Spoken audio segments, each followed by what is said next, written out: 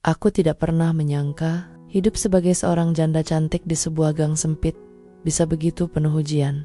Semua orang mengira aku wanita kuat yang mampu berdiri sendiri. Tapi di balik senyumanku, ada sunyi yang setiap malam menggerogoti hati. Kesepian itu membuatku mencari cara sederhana untuk bertahan, termasuk memanggil seorang tukang pijat yang mampu meredakan letih tubuhku. Awalnya, semua berjalan biasa saja. Namun, ternyata setiap langkahnya menuju rumahku menjadi bahan bisik-bisik tetangga. Tatapan tajam dari balik jendela, desas-desus yang semakin liar, dan bisikan orang yang kian menusuk telinga, seakan menuduhku dengan sesuatu yang tak pernah kulakukan. Kini aku berdiri di persimpangan, menjaga nama baik yang terus diguncang gosip, atau jujur pada dunia dengan segala risikonya.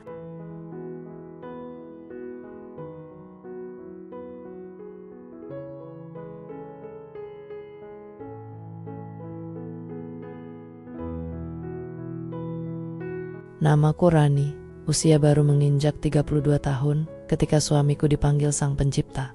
Sejak hari itu, hidupku berubah. Aku tinggal sendirian di rumah kecil peninggalannya, di sebuah gang sempit yang nyaris tak pernah sepi dari suara orang lalu lalang. Dari luar hidupku mungkin tampak baik-baik saja. Wajahku yang masih terawat sering membuat orang salah paham. Dikira aku kuat, dikira aku bahagia, padahal hatiku sering meronta dalam kesunyian. Setiap pagi aku membuka warung kecil di teras rumah, sekaligus melanjutkan usaha jualan online. Itu cukup untuk membuatku sibuk, tapi tidak cukup untuk mengusir rasa sepi. Ketika malam tiba dan pintu rumah terkunci, aku hanya ditemani bayangan dan kenangan. Aku sering memandang cermin bertanya dalam hati, apakah ini hidupku sekarang? Hanya aku dan dinding-dinding bisu, namun aku tetap berusaha tegar. Di depan tetangga, aku selalu tersenyum ramah. Aku tahu, sebagai seorang janda, sekecil apapun gerak-gerikku akan menjadi bahan omongan. Karena itu aku menjaga diri sebaik mungkin. Tidak ingin menimbulkan kecurigaan. Tapi aku juga manusia. Kadang tubuh terasa letih. Pinggangku sering sakit karena terlalu lama duduk di depan laptop. Sampai akhirnya, seorang teman menyarankan seorang tukang pijat langganan yang katanya baik hati dan sangat terampil. Awalnya aku ragu, apa kata orang jika tahu aku dipijat oleh laki-laki. Tapi rasa sakit di tubuhku mengalahkan kekhawatiran itu. Aku pun mencoba sekali, dan sejak hari itu, hidupku mulai berubah perlahan. Aku merasa tubuhku lebih segar, lebih ringan. Tukang pijat itu sederhana, sopan, dan hanya bicara seperlunya. Tak ada yang aneh, tak ada yang melampaui batas. Semuanya terasa wajar, setidaknya menurutku. Namun aku tak tahu bahwa tetanggaku sudah mulai memperhatikan setiap langkahnya. Awalnya, hanya sekilas, aku merasa ada bayangan berdiri di ujung gang saat tukang pijat itu datang. Lalu esoknya, terdengar suara bisikan samar dari warung sebelah saat aku lewat. Seperti ada yang sengaja menyebut-nyebut namaku dengan nada setengah mengejek. Aku mencoba menepis.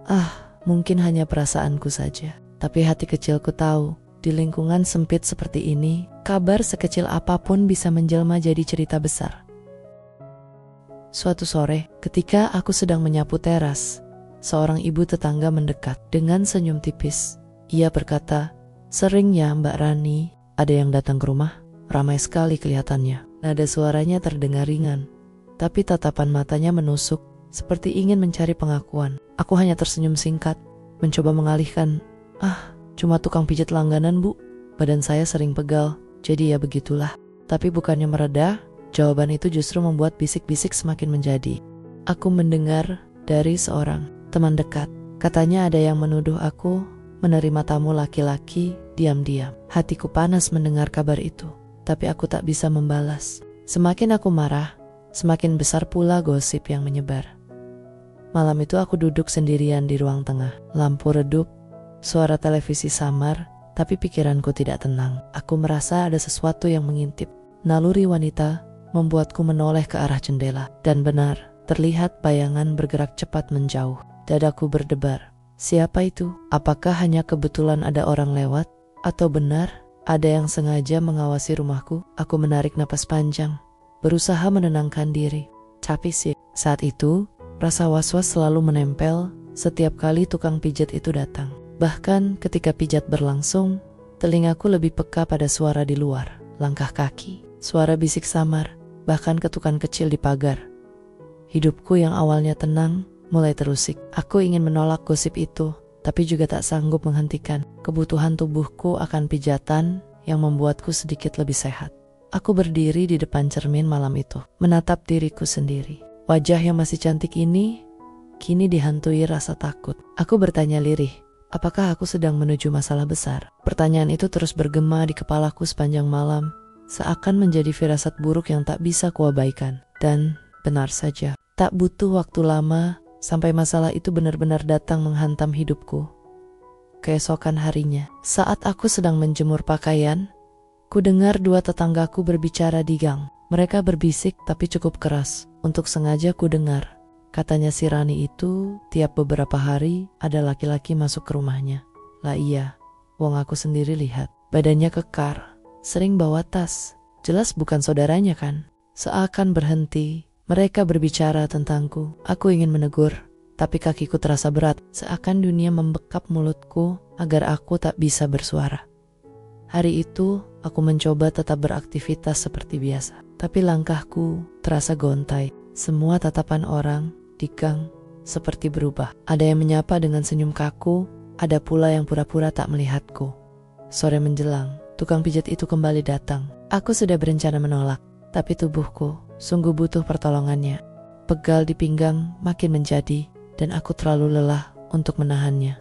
Masuk saja mas, kataku lirih sambil membuka pintu. Ia hanya tersenyum ramah, tak tahu apa yang sedang berkecamuk di pikiranku. Tapi belum lama ia memulai pekerjaannya, tiba-tiba aku merasa ada suara berisik di luar pagar. Seperti langkah kaki, bergegas lalu bisikan. Cepat. Aku menahan napas. Dadaku berdegup kencang. Perasaan ini sama seperti malam itu. Saat kulihat bayangan di balik jendela, aku yakin seseorang sedang mengintip. Begitu tukang pijat itu pulang, aku mencoba keluar rumah untuk memastikan. Gang sudah sepi, tapi entah kenapa aku yakin ada mata-mata yang baru saja lari terbirit-birit.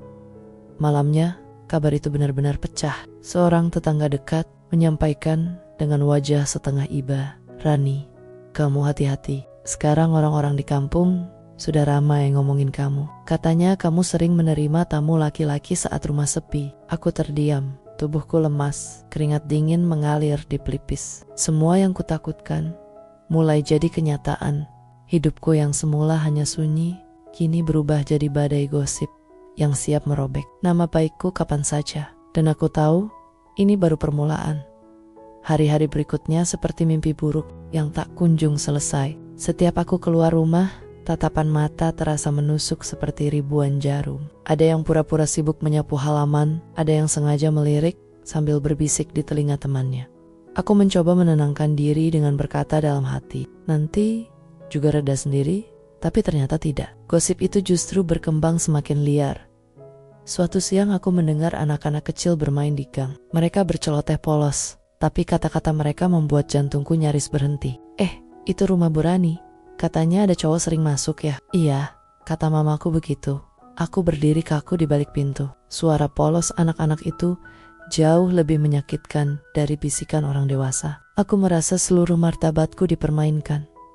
Malam harinya aku mencoba mencari ketenangan dengan menulis di buku harian. Namun, tanganku gemetar. Setiap huruf yang kutulis terasa seperti jeritan. Mengapa hidupku yang sederhana harus diguncang dengan fitnah kejam seperti ini? Rasa takut semakin menjadi ketika aku sadar bahwa gosip itu bukan lagi sekadar bisikan. Tetangga yang sengaja mengintip dari sela pagar ketika tukang pijat datang. Aku melihat jelas sorot mata penuh curiga itu.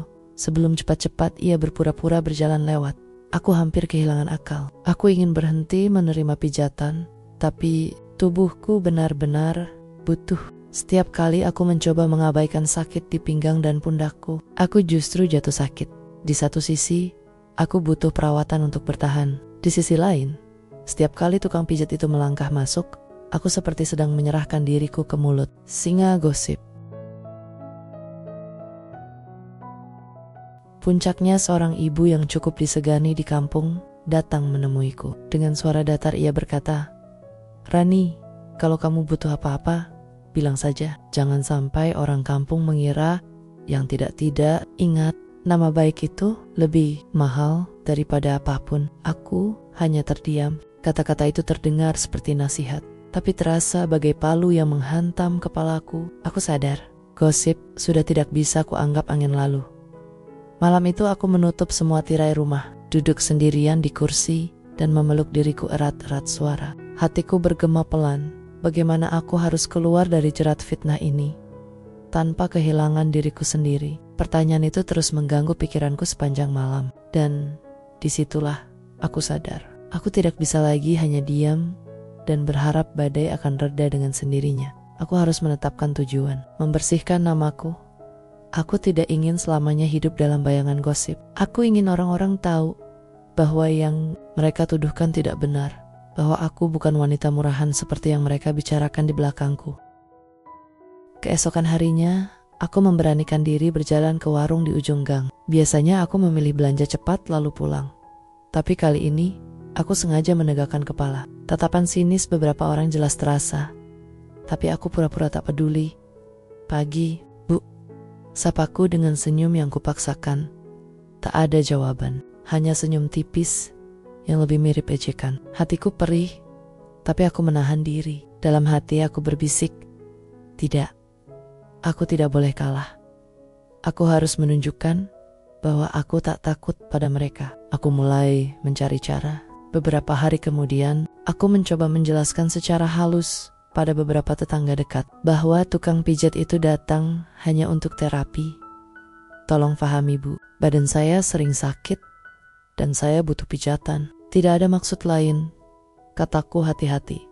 Namun reaksi mereka beragam. Ada yang mengangguk seakan mengerti, ada pula yang malah semakin curiga dengan tatapan penuh tanda tanya. Aku sadar, kataku saja tidak cukup untuk menghapus stigma yang sudah terlanjur melekat. Yang lebih menyakitkan, gosip itu mulai berdampak pada warungku. Beberapa pelanggan jarang mampir lagi, seakan mereka ingin menjaga jarak. Jualan online-nya pun melambat. Karena aku tak punya semangat untuk mempromosikan barang-barangku seperti dulu, malam-malamku kembali penuh kegelisahan. Setiap suara di luar membuatku curiga. Setiap bisikan membuatku takut. Aku merasa seperti terkurung di rumahku sendiri. Tapi di tengah semua tekanan itu, aku menemukan kekuatan kecil. Doaku. Setiap selesai sholat, aku memohon pada Tuhan agar diberi jalan keluar, agar diberi kekuatan untuk bertahan. Aku yakin tidak ada yang lebih adil selain Dia. Dan di titik itu, aku membuat janji pada diriku sendiri. Aku akan bertahan. Aku tidak akan menyerah pada fitnah. Aku akan melawan dengan cara yang bermartabat. Namun aku tahu jalan yang kupilih tidak akan mudah. Sebab semakin aku berusaha menegakkan kepala, semakin banyak rintangan yang menantang di depan mata. Dan benar saja, gosip itu tak lagi sekadar bisikan. Kini ada langkah nyata dari orang-orang yang ingin melihatku jatuh. Suatu sore, ketika tukang pijat itu datang, aku merasa suasana di luar rumah berbeda. Suara ayam berkokok, suara anak-anak bermain, semua mendadak terasa sunyi, seolah ada yang sedang menunggu sesuatu.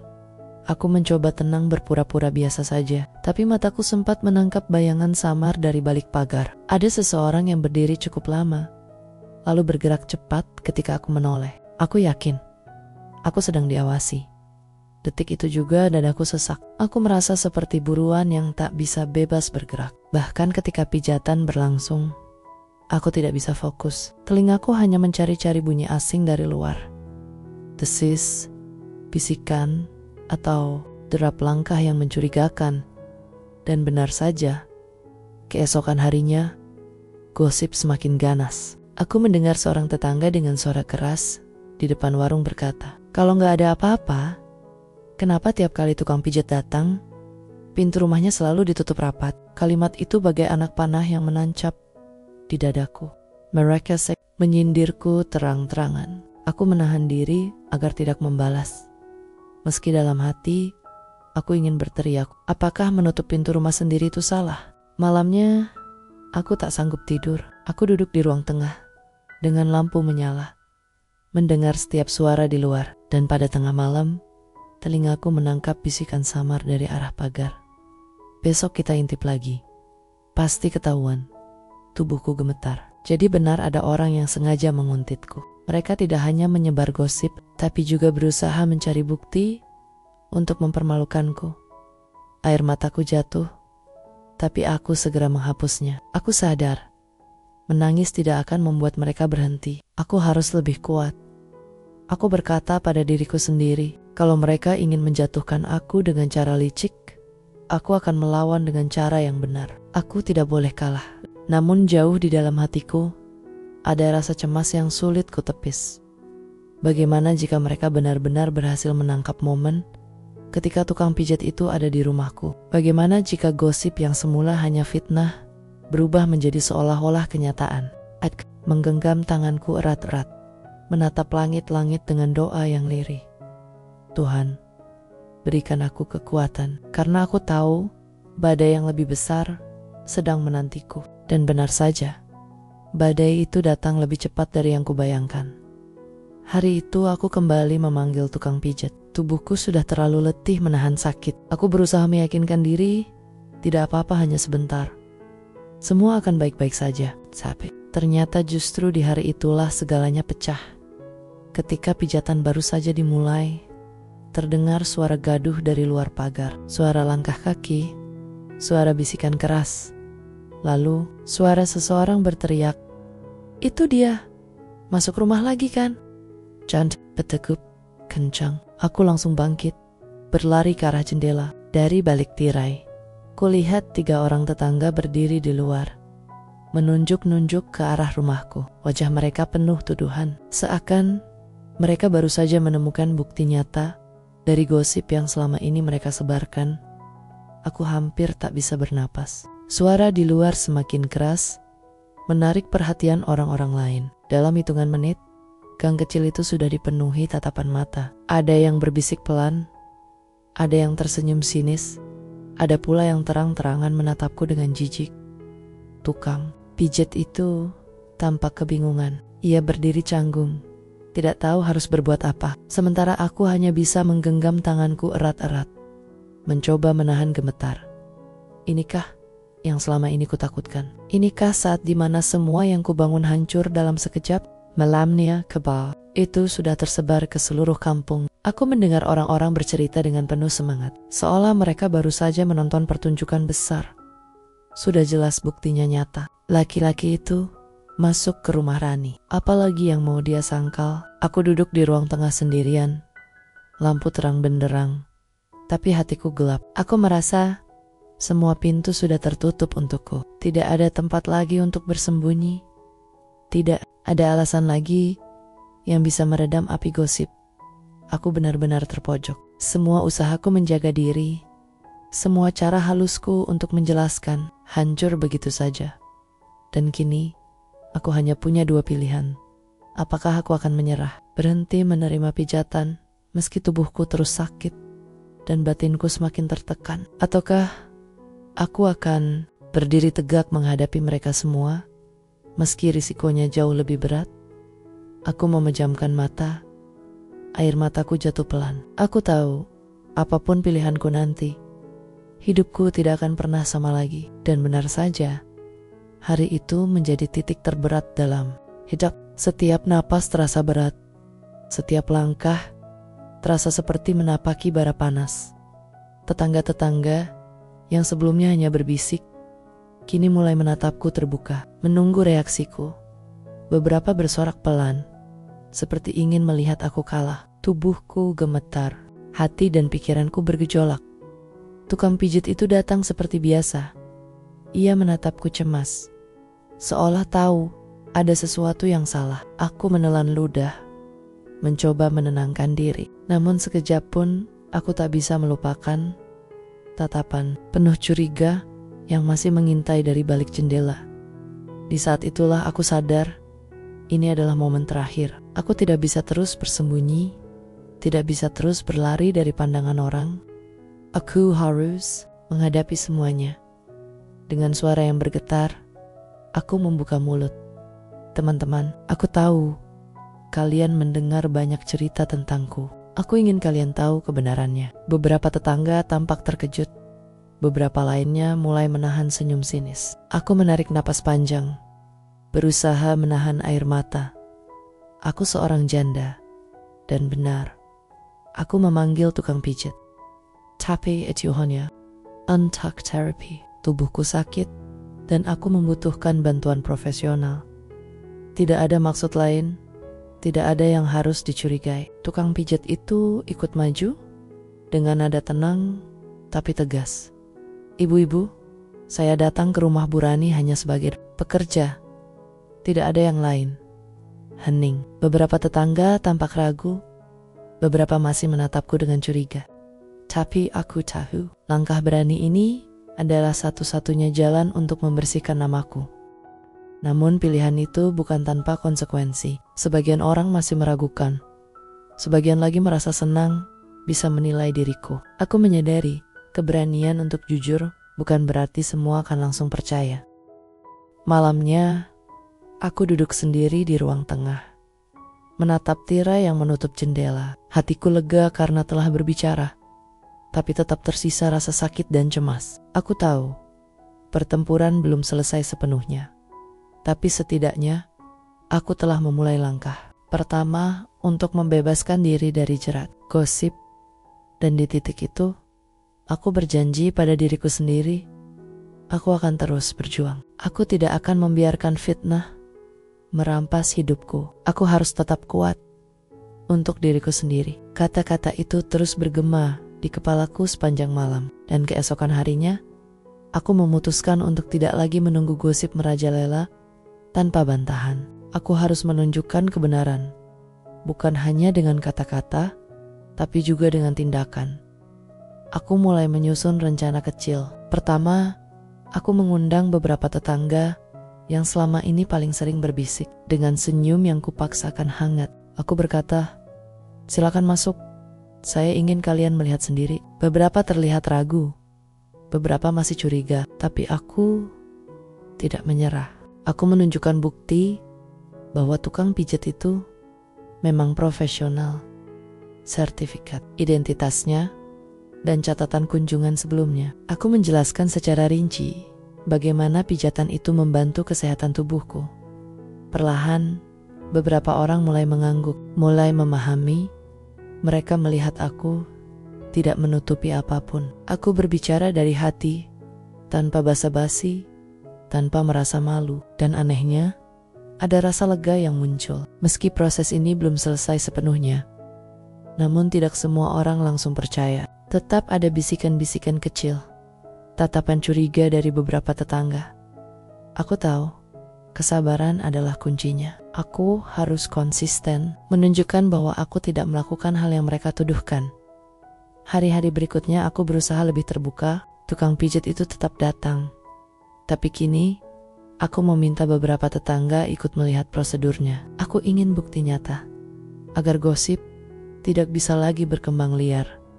Dan langkah kecil itu mulai membuahkan hasil. Pelan tapi pasti, beberapa tetangga mulai berubah sikap. Mereka yang dulu menatapku dengan sinis, kini menatapku dengan rasa hormat. Ada yang tersenyum hangat ketika aku melewati mereka.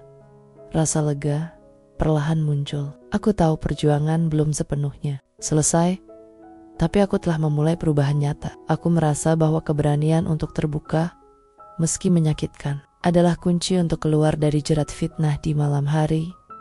Aku duduk di ruang tengah, menatap lampu yang lembut. Hati dan pikiranku mulai tenang. Aku tahu, jalan masih panjang, tapi setidaknya aku tidak lagi berjalan dalam bayangan takut. Dengan doa lirih, aku berkata pada diriku sendiri, "Tetap kuat Rani, karena kebenaran akan menemukan jalannya." Itu menjadi pegangan sepanjang hariku berikutnya. Perlahan, usaha dan keberanianku mulai membuahkan hasil. Beberapa tetangga yang sebelumnya bersikap sinis mulai mendekat. Mereka menanyakan kabar dengan nada hangat, memberi senyum yang tulus, bukan sekadar basa-basi. Aku mulai merasakan suasana berbeda di lingkungan yang sebelumnya terasa menyesakkan. Tukang pijat itu tetap datang seperti biasa, tapi kini tidak ada lagi tatapan curiga dari luar jendela. Bahkan, beberapa tetangga yang awalnya menguntit, kini menatapku dengan rasa hormat. Atau setidaknya mereka tidak lagi mengusik ketenanganku. Aku pun kembali berani menjalani rutinitasku sehari-hari. Warung kecil di teras kembali ramai. Pesanan jualan online-nya mulai meningkat. Perlahan, hidupku yang sempat terasa terperangkap mulai mendapatkan napas baru. Namun, aku tidak lagi hanya mengandalkan pembuktian fisik. Aku mulai memperkuat diri secara emosional. Aku belajar bahwa nama baik bukan hanya soal apa yang orang lihat, tapi juga bagaimana aku menilai diriku sendiri. Setiap malam, aku menulis di buku harian, mencatat perjalanan hatiku. Setiap tetes air mata yang jatuh selama hari-hari penuh fitnah kini terasa menjadi kekuatan baru. Aku mulai memahami satu hal. Kebahagiaan dan ketenangan tidak bisa diberikan oleh orang lain, tapi harus dimulai dari diri sendiri. Dan di ruang tengah yang sunyi, aku duduk menatap lampu hangat yang menggantung di atas kepala. Ada perasaan lega yang menenangkan hatiku. Aku tersenyum pelan, menghela napas panjang, dan berkata lirih, aku berhasil melewati badai itu. Dan aku tahu, mulai sekarang aku bisa berdiri tegak, tanpa takut. Meski sebagian tetangga masih menyimpan prasangka kecil, aku tidak lagi membiarkan hal itu menguasai hidupku. Aku belajar menerima, belajar bersabar, dan belajar bahwa kebenaran dan keberanian akan selalu menemukan jalannya sendiri. Aku merasa hidupku perlahan kembali stabil, tubuhku kembali nyaman, dan hatiku mulai menemukan ketenangan yang lama hilang. Dunia yang semula terasa penuh bisik-bisik, kini mulai terlihat terang. Namun, meski ketenangan mulai hadir, aku tahu bahwa pengalaman ini meninggalkan bekas yang dalam. Setiap tatapan, setiap bisikan, dan setiap hari yang penuh kecemasan mengajarkanku lebih dari yang pernah kuharapkan. Aku duduk di kursi ruang tengah, menatap halaman rumahku yang kini terlihat damai. Angin sore berhembus lembut, membawa aroma bunga dari pekarangan tetangga. Aku tersenyum pelan, mengenang semua yang terjadi. Aku belajar bahwa hidup sebagai seorang janda tidak pernah mudah. Kesepian dan rasa takut bisa datang tanpa diundang. Namun, aku juga belajar bahwa keberanian dan keteguhan hati mampu mengubah situasi yang paling berat sekalipun. Tukang pijat yang selama ini hadir bukan sekadar membantu tubuhku, tapi juga menjadi pengingat bahwa ada orang baik yang bisa diandalkan selama niatnya murni dan profesional. Kehadiran mereka mengajarkanku tentang kepercayaan dan ketulusan. Beberapa tetangga yang dulu menuduh kini mulai mengerti. Bahkan ada yang meminta maaf atas prasangka mereka. Aku menerima itu dengan lapang dada. Hatiku terasa lebih ringan, bukan karena mereka percaya padaku sepenuhnya, tapi karena aku tidak lagi membiarkan pandangan orang menentukan kebahagiaanku. Aku menutup tirai malam itu dengan perasaan damai. Aku tersadar bahwa ujian terbesar bukan datang dari orang lain, melainkan dari bagaimana aku menghadapi fitnah dan menjaga diri sendiri. Dengan lirih, aku berkata pada diriku sendiri, Rani, hidup ini tidak selalu adil, tapi selama kau berani, selama kau tetap setia pada kebenaran dan martabatmu, kau akan selalu menemukan jalan. Dan untuk pertama kalinya, dalam bulan-bulan yang panjang itu, aku benar-benar merasa bebas. Bukan bebas dari gosip semata, tapi bebas dari rasa takut yang selama ini mengekang hati dan pikiranku. Aku menatap langit malam dari jendela, dan aku tahu, apapun yang terjadi esok, aku sudah siap menghadapi dunia dengan kepala tegak dan hati yang tegar. Keesokan paginya, sinar matahari menyelinap lembut melalui tirai, menyinari ruang tamuku yang kini terasa hangat dan hidup kembali. Aku menatap sekeliling rumah, setiap sudut membawa kenangan perjuangan yang telah kulalui. Dari rasa takut, cemas, hingga perlahan menemukan keberanian dan ketenangan. Hari itu, aku memutuskan untuk berjalan di halaman depan. Bau bunga dan suara burung pagi terasa lebih hidup dari sebelumnya. Tetangga menyapaku dengan ramah, tanpa tatapan curiga atau bisik-bisik yang menusuk hati. Aku tersenyum, menyadari bahwa kebahagiaan bukan hanya soal orang lain menerima kita, tapi bagaimana kita berdamai dengan diri sendiri.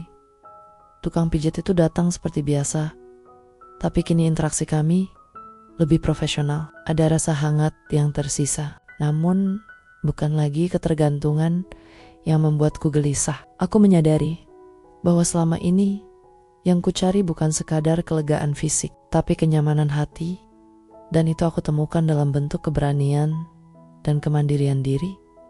Hari demi hari berlalu, dan aku mulai menata hidupku dengan lebih fokus.